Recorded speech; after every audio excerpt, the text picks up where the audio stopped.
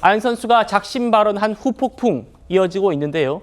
어제 귀국하면서는 말을 좀 아끼는 모습이었죠. 그런데 배드민턴 협회는 A4 용지 10장짜리 입장문, 아주 긴 입장문을 내면서 안세영 선수의 주장을 하나하나 조목조목 반박했었습니다. 다시 한번 들어보시죠. 무릎 상태가 정말 좋지 않다는 걸 저도 느꼈었고 다시 한번 경신을 받아보니까 정말 안 좋았었고 부상 관련은 오진이라는 거는 한번 확인을 해봐야 될 것 같고요. 7년 동안 되게 많은 걸 참고 살았던 것 같아요. 협회가 좀 따라오지 못하는 거에 늘 답답함과 늘 부당함과 사실 협회에서 무슨 잘못을 많이 한 것처럼 비춰지는데 갈등이 있은 적이 없어요. 대표팀과 더 이상 함께할 수 없다라는 거네요. 어떻게 받아들이고 계세요? 그것도 확인해봐야죠. 왜 그런 소리를 했는지. 저는 정말 싸우려고 하는 의도가 아니라 그런 마음을 호소하고 싶어서 그렇게 이해해달라는 마음으로 말씀을 드린 거고요. 안세영 선수와 협회의 갈등은요, 결국 진실 공방으로 치닫게 됐습니다. 자, 이런 상황에서 그동안 안세영 대 협회 이 갈등 국면에서 안세영 선수를 좀 두둔한 것 같았던 방수현 해설위원이요. 이런 입장을 내면서 또 우리 누리꾼들 사이에 논쟁이 붙고 있습니다. 들어보시죠.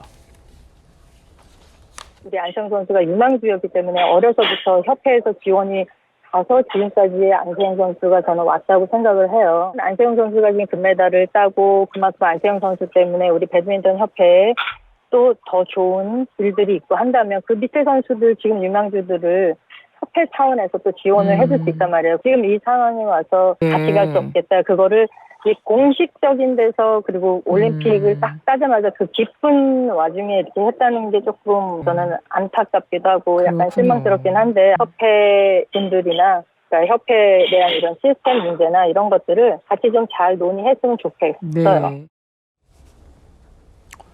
방수현 해설위원은요, 많은 분은 아시겠습니다만 1996년 애틀랜타 올림픽의 배드민턴 단식 금메달리스트입니다. 그러니까 방수현 이후에 우리 안세영 선수가 첫 여자 단식 금메달리스트가 된 건데요.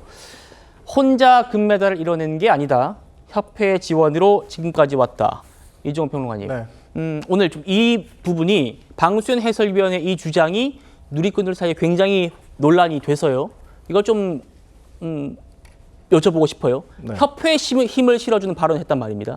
네, 맞습니다. 협회에 힘을 실어줄 수 있는 발언이고요. 사실 오늘 방수현 해설위원의 이 말은 정확하게 말씀드리면 10년 전, 15년 전, 20년 전에 우리 선수들이 협회에 두 가지 규정, 그러니까 스폰서 규정과 그리고 나이 제한 규정, 이 두 가지 지금 안세영 선수가 말하고 있는 낡은 시스템을 바꿔달라고 하는 그 핵심의 두 가지거든요. 예. 이 두 가지를 고쳐달라고 얘기할 때 늘 나왔던 말입니다. 무슨 말이냐면 너희들이 유망주 시절에 협회가 전폭적으로 지원할 수 있었던 건 그동안 선배들이 참고 희생해줬기 때문이다. 선배들이 대표팀만 스폰서 계약을 해줬고 그래서 대한배드민턴협회로 돈이 모여들면서 네. 너희를 지원하고 키울 수 있었다. 근데 이제 와서 너희는 개별 스폰서 계약을 하고 싶다? 그러면 협회의 재정이 상당히 어려워진다. 그렇죠. 그러면 그 어려워진 재정은 결국 유망주들의 피해로 돌아간다. 그러니까 참아라. 안 된다. 이렇게 얘기해왔던 논리의 근거거든요. 네. 근데 이 논리의 근거를 지금 방수현 해설위원이 어떻게 보면 안세영 선수를 가리켜서 이야기한 거예요. 또 똑같은 얘기를 한 거죠. 어떻게 보면 유망주들을 위해서 네가 지금은 참아야 된다. 대화로서 잘 해결해 봐라 라고 이야기한 거니까 어떻게 본다면 과거에 이런 논쟁들이 있었을 때 정가의 보도처럼 나왔던 주장을 방수현 해설위원이 오늘 재반복했다. 저는 이렇게 봅니다. 자, 김영주 의원님. 네. 협회에서 어제 냈던 A4 용지 10장짜리 입장문 저희 속보로 전해드렸고 어제 같이 또 얘기 나눠봤는데 거기에 그런 표현도 있었어요. 우리가 안세영 선수에게 정말 많은 지원을 해왔다. 그러면서 심지어 이번 파리올림픽 훈련 도중에 부상당해가지고 파리로 한국에서 한의사를 보내면서 경비가 1,100만 원이 들었다. 이런 말까지 했어요. 방수현 해설위원 얘기는 특정한 한 선수에게 그런 과도한 지원이 가면 그 돈으로 우리 유망주를 키울 돈들이 좀 줄어드는 거 아니냐. 이런 얘기인 것 같습니다. 어떻게 들리셨어요? 사실 뭐 진실을 담지 않은 얘기는 아무도 없죠. 방수현 지도자로서의 그런 말씀도 일리가 저는 있다고 생각합니다. 개인만 존재하는 것이 아니라 또 뭐 특정한 1등만 존재하는 것이 아니라 다른 유망주도 키워야 되겠죠. 그러나 기본적으로 시대가 변했습니다. 요즘 세상은 어떤 세상이냐면 왜 재벌 총수가 연봉이 몇십억, 몇백억이 됩니까? 라고 물어보는 신입 사원의 시대에 우리가 살고 있어요. 그전에 누가 아니 삼성 회장의 연봉이 몇백억이라는 것을 문제제기했던 시절이 있습니까? 저는 어제도 그런 얘기를 했습니다. 분배에 문제가 있다. 네. 실제로 보면 어떻게 보면 심하게 얘기하면 협회 자본주의예요. 모든 걸 협회가 넣고 협회장 하에 분배를 하는 구조. 그리고 위에 다니는 27살까지는 그 얘기에 대해서 아무런 문제제기하지 마. 다른 대안이 없어. 그리고 지금 개인적인 신발도 어쨌든 협회가 정하는 신발 신어야 돼. 이런 규정에서 21세기의 새로운 MZ세대들이 적응해달라. 그렇다면 다 좋은데 시스템이라도 갖춰달라. 우리가 쾌적하게 운동할 수 있도록. 뭐 예를 들어서 뭐 선수들에 따라서 몸의 상태에 따라서 비즈니스도 타고 할 수 있고 네. 또 개인 코치도 받을 수 있게 하는데 너무 후진적인 시스템을 가지고 낡은 패러다임으로 얽어 누리려고 하지 않느냐. 이제 그런 얘기를 할 수밖에 없습니다. 세계 1위 선수 입장에서 그런 문제 제기를 할 때 저희들이 어떤 개인을 탓하고 개인의 어떤 사고를 얘기할 것이 아니라 이제는 협회의 구성 또 협회 임직원들이 어떤 역할을 하고 있고 그 돈을 어떻게 쓰고 있는가를 저는 이번 국정감사나 대한체육회나 낱낱이 다 공개했으면 좋겠어요. 투명성 위에서 다시 한번 돈들이 어떻게 구성되는지 그리고 난 다음에 저 선수의 얘기를 다시 한번 분석해 봤으면 좋겠다는 생각이 듭니다. 예, 송영훈 변호사님. 방수현 해설위원의 지금 들으신 녹취에서 포인트는 두 가지 같아요. 그러니까 안세영 선수도 유망주로서 협회 지원을 받아왔지 않느냐. 그리고 안세영 선수가 유망주에서 이제 특급 스타가 돼서 이제 앞으로 유망주에게 어떤 더 기회를 줄 수 있는 그런 협회에 뭔가 많은 지원이 오게끔 해줄 수 있는 기회가 됐는데 그거를 다 차버리지 않았느냐. 이 두 가지 같아요. 두 번째 얘기를 좀 드려볼게요. 안세영 선수가 금메달 딴 자리에서 이런 얘기를 하면 안 됐다라는 게 지금 핵심 같은데 어떻게 좀 들리십니까?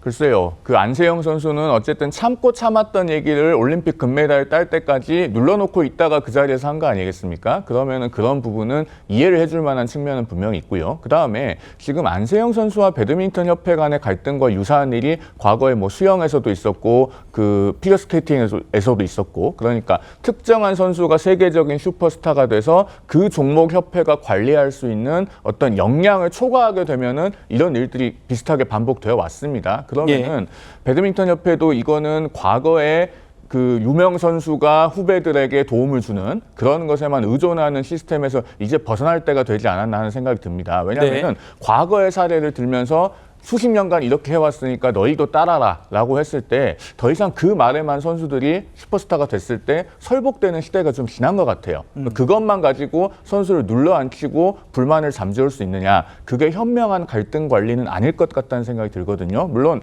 더 자세한 사정은 배드민턴 협회와 안세영 선수 양쪽의 주장을 계속 좀 대조를 해봐야겠습니다만은 저는 그런 점에서는 좀 더 디테일한 접근이 필요하지 않나 하는 생각을 해봅니다. 예. 지금 안세영 선수가 조금 전에 본인의 개인 SNS에 글을 하나 올렸답니다. 핵심 내용을 제가 전해드리겠습니다. 제 이야기로 놀라게 해드려서 마음이 무겁다. 그러면서 선수들에게 가장 죄송하다. 축하를 누려야 할 순간인데 모든 것을 덮어버렸다. 제 발언 때문에.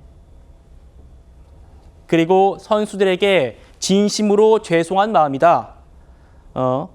또 어제 공항에서 기다렸던 분들께도 죄송하다. 저희 입장은 올림픽이 모두 끝난 뒤에 말씀드리겠다. 권상희 평론가님, 어제 안세영 선수가 귀국하는 공항에 안세영 선수만 왔던 건 아닙니다. 이제 같이 올림픽 은메달을 땄던 복식조도 왔었고, 뭐 체조 선수들도 있었고 다른 종목 선수들도 많았는데 모든 스포트라이트가 안세영 선수에 가면서 정작 이 금이 환영하는 우리 선수들이 축하를 받지 못했다라는 비판이 있었습니다. 거기에 대한 안세영 선수가 마음이 좀 무거웠던 것 같아요. 그랬을 수밖에 없죠. 근데 사실 국민들의 관심 그리고 언론의 관심은 안세영 선수의 입에 있었을 수밖에 없었습니다. 왜냐하면 안세영 선수가 이 논란과 관련해서는 귀국해서 말씀드리겠다라고 이야기를 하지 않았습니까? 네. 그러다 보니까 모든 취재진은 당연히 안세영 선수에게로 향할 수밖에 없었던 상황이었던 것, 뭐 이해 못하는 바는 아니지만 사실 기자회견 때부터 혼합복식에서 은메달 딴 두 선수들의 관련된 질문이 거의 쏟아지지 않았어요. 안세영 선수와 배드민턴 협회와 관련된 질문을 오히려 이 두 선수들에게 취재진들이 하면서 두 선수가 상당히 난감해하는 그런 표정을 짓기도 했었거든요. 네. 이런 부분에 있어서 안세영 선수가 상당히 미안해하지 않았나라는 생각이 들고요. 본인 입장을 조금 더 정리해서 신중을 기해서 발표하겠다라는 생각으로 읽힙니다. 그런 이유는 사실 안세영 선수가 폭탄 발언을 한 이후, 폭로를 한 이후에 은퇴까지 시사한다 이런 또 내용의 기사들이 쏟아지지 그렇습니다. 않았습니까? 그러니까 뭔가 본인이 한마디 했을 때 이 발언이 지니는 무게감 아마 그 당시에는 안세영 선수가 미처 인지하지 못했을 수도 있어요. 근데 그 이후에 쏟아진 기사들을 보고 아, 내 발언 좀 더 신중해야 되겠다. 그리고 다른 선수들이 환영을 받고 축하를 받아야 될 때 나의 일로 인해서 내가 지금 던진 발언들로 인해서 그리고 배드민턴 협회와의 관계들로 인해서 이런 것들이 묻히는 일은 없도록 해야 되겠다. 아마 그런 부분에 대해서 뒤돌아본 것이 아닌가라는 생각이 들고요. 그런 부분들을 SNS에 표한 것 같아 보입니다. 예, 호준석 대변인님. 네. 방수현 해설위원의 포인트와는 조금 다른 것 같습니다. 만약에 안세영 선수가 이렇게 그랜드슬램을 달성했기 때문에 안세영 선수 본인뿐만 아니라 늘 그랬잖아요. 뭐 동계올림픽이나 하계올림픽에서 우리나라 선수들이 좋은 성적 내면 그 종목에 국민들이 많은 관심을 갖고 자연스럽게 이제 광고로 이어지고 또 협회 지원으로 이어지고 그러다 보면 배드민턴 유망주 선수들이 안세영의 그 빛을 나눠 받을 수 있지 않을까라는 게 방수현 선수 얘기였는데 지금 안세영 선수가 올린 포인트는 그것보다 지금 나와 같이 경기하는 동시대에 살아가고 있는 다른 선수들이 나의 폭탄 발언으로 인해서 축하를 받지 못한 것 아니냐. 여기에 대해서 마음에 빚이 있다. 이 얘기입니다.